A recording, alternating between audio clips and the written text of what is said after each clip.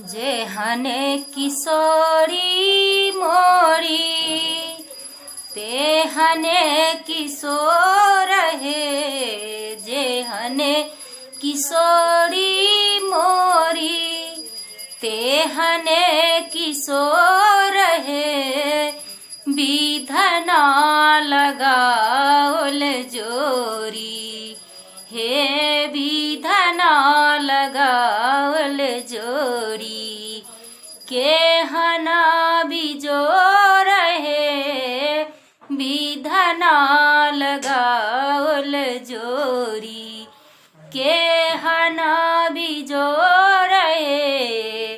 श्याम रंग दुल्हा लागे घाटा घन घोर है।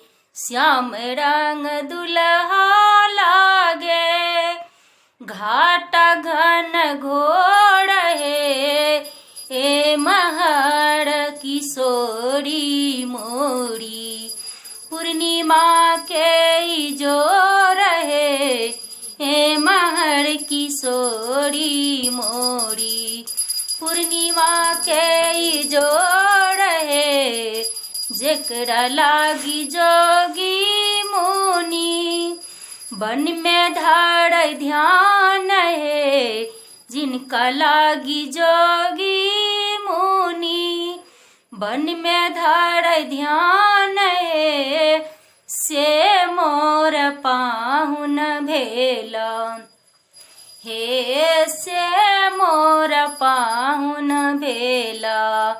साखी चित चोर है से मोर